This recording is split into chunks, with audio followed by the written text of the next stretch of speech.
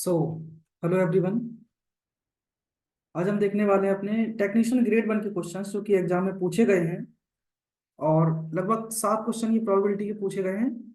तो आप इनको जरूर एक बार सॉल्व कर लें। इसके पहले हमने नंबर सिस्टम के क्वेश्चन करे हैं। आप उसको भी देख लेंगे वीडियो को, ठीक है।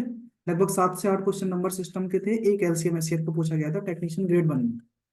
क्योंकि ये 7 क्वेश्चन प्रोबेबिलिटी के और बेहतरीन क्वेश्चंस हैं। आप एक बार जरूर इनको सॉल्व कर लेंगे। सीजीएल मेंस के लिए काफी ज्यादा इंपॉर्टेंट रहने वाले हैं। आइए शुरू करते हैं अपने क्वेश्चन नंबर 1 से। क्वेश्चन 1 है कि किसी घटना के ना घटित होने की संभावना 7/4 है।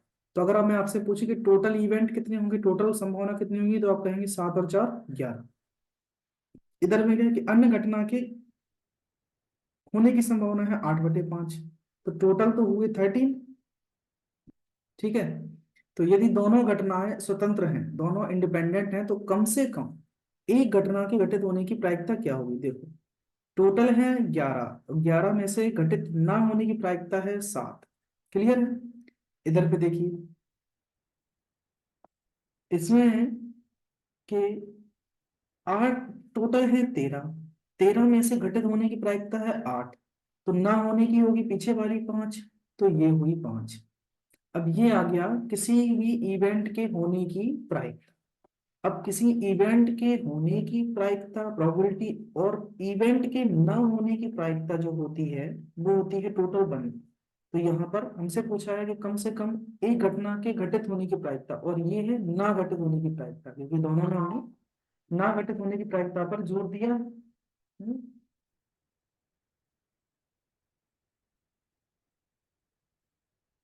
क्लियर है। मुझे चाहिए घटित होने की प्रायिकता, तो आपको प्रोबेबिलिटी ऑफ इवेंट निकालना है। तो आप कहेंगे 1 - P A0। इसको बोलते हैं नॉट। तो एक में से हम ये 7×5 = 35/11 × 13 143 ये घटा देंगे। तो आ जाएगा आंसर 143 - 35 मतलब 108। ठीक है। तो 108/143 आपका सही आंसर होगा।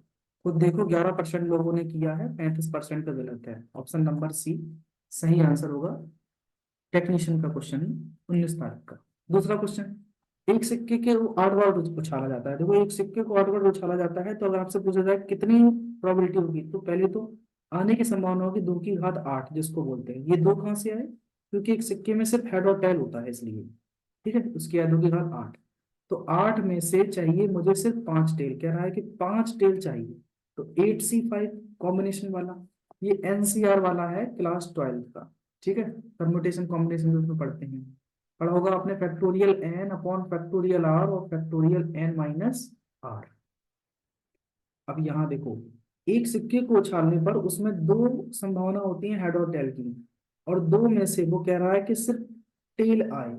ठीक है, तो 1/2 की घात 5। लेकिन ना आने की, क्योंकि टोटल तो 8 है ना, 8 बार उछाला जा रहा है। तो हमने 1/2 बार इस बार उछाला तो 5 आ गए। और अब फिर उछालना है, क्योंकि टोटल तो 8 बार उछालना है। तो 5 तो ये उछाल दिए। अब ना जो टेल नहीं, वो हेड नहीं आएगा, वो होगा 1/2 मतलब 3 और बार उछालेंगे हम। तो ये हुआ टोटल सॉल्यूशन इसका। तो 8, इसको सॉल्व करेंगे factorial 8 upon factorial 5 into factorial 8 - 5। 1/2 की घात 5 का मतलब क्या होता है, 32, और 1/2 की घात 3 का मतलब है 8। इसको सॉल्व करते हैं तो 8 × 7 × 6, और इसको रोक देंगे हम फैक्टोरियल 5। ये फैक्टोरियल 5 को यही बना रहने दो। 8 में से 5 गए 3, 3 को ओपन करो, 3 2 1। इससे ये कैंसिल। यहाँ पर 32 × 1/8 से 8 कैंसिल, और ये 3 दूनी 6 से 6 कैंसिल। यहाँ बचा 7/32। भाग देंगे 32 का, तो 32 दूनी 64। ठीक है, इधर 2 बार, फिर 6 बचेंगे शेष, फिर 32 दूनी 64, तो 0.22 आंसर हो जाएगा ऑप्शन नंबर डी। 13% लोग कर पाए हैं, 34% का गलत हुआ। और 19 तारीख का क्वेश्चन है ये, 4:30 बजे वाली शिफ्ट का। क्वेश्चन नंबर तीसरा है, किसी घटना के घटित होने का अनुकूल संयोग अनुपात है 4/4 = 5। तो आपसे पूछा है ना होने का। तो हमें पता है कि प्रोबेबिलिटी ऑफ इवेंट और ना होने का क्या होता है, P0 जिसको बोलते हैं। ये टोटल बने। तो देखो, टोटल इवेंट है 9। ठीक है, 9 में से 4 घटित होने की प्रायिकता है। डायरेक्ट भी दिख रहा है यहाँ पर, देखो आंसर 4 घट रहे हैं। तो 5 ना घटित होने की प्रायिकता क्या होगी, 5/। 9। आंसर ये रहा आंसर। ठीक है, पूरा सॉल्व करना है तो ये रहा, ये लो आपके तरीके से। Probability of not an event, तो 1 - 4/9 मतलब 5/9।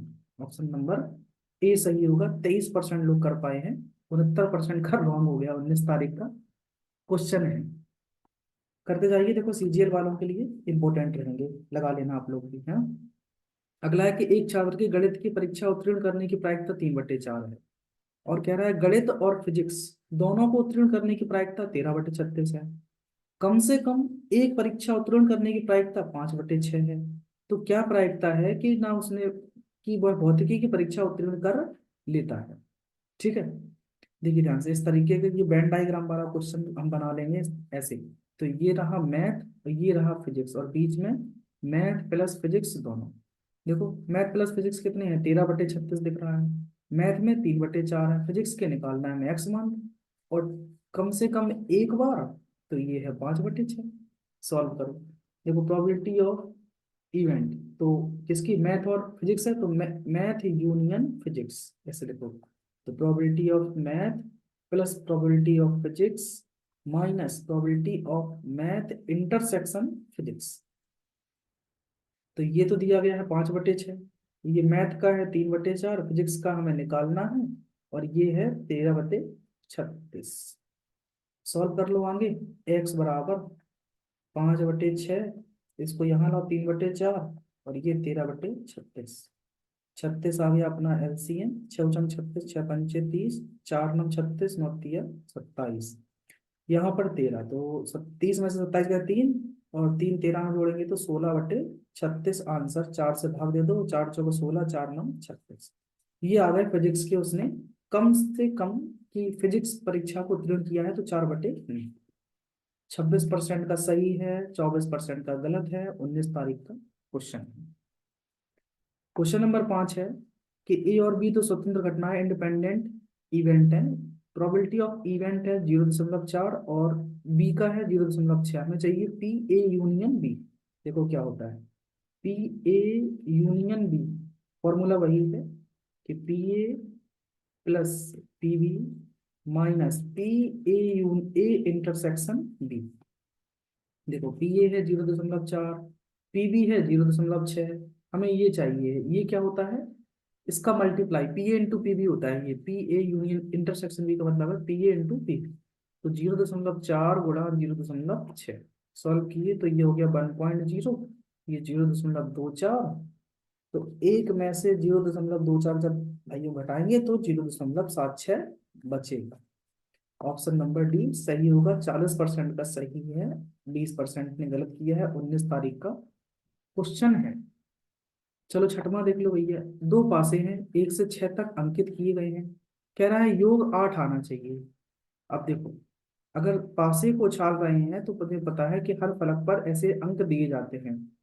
ठीक है, तो टोटल तो इवेंट जो हुए वो हुए कितने, 6। अब सम चाहिए आपको, योग चाहिए कितना, 8। तो 8 कब आता है कि पहले पासे पर 2 आए, दूसरे पर कितना आए, 6। पहले पासे पर 2 और दूसरे पर 6, सही है, दूसरे पर 6। उसके बाद फिर पहले पासे पर 5, दूसरे पे 3, फिर इस पे 4, इस पे भी 4। अब इसका ही उल्टा कि पहले पे 6 आ जाए, दूसरे पे 2 आ जाए, पहले पे 3, दूसरे पे 5। इसके अलावा कोई बनना नहीं, तो टोटल इवेंट हुए 5। तो टोटल तो इवेंट हुए 5, जो आपको जोड़ने पर 8 देंगे, लेकिन 2 बार उछाल रहे हैं, 2 पासे हैं, तो 6 × 6 मतलब, तो आंसर आ जाएगा 5/36। तो ऑप्शन नंबर सी हमारा सही होगा। 60% का सही भी है, मतलब सरल है, बच्चे कर पा रहे हैं। लास्ट क्वेश्चन देखो कि एक थैले में 1 से 42 तक की गेंद रखी गई है, तो मतलब पहले थैले में एक गेंद है, उसको 1 लिखा गया है, दूसरे पर 2। इसी तरीके से टोटल 42 गेंद है, 42वीं गेंद पर लिखा है 42 नंबर। कह रहा है कि 7 और 8 के गुणज, देखो ये 7 के गुणज, ये 8 के गुणज, और 7 और 8 का मतलब 7 या 8 है लिखा है, मतलब 56 के बीच में है।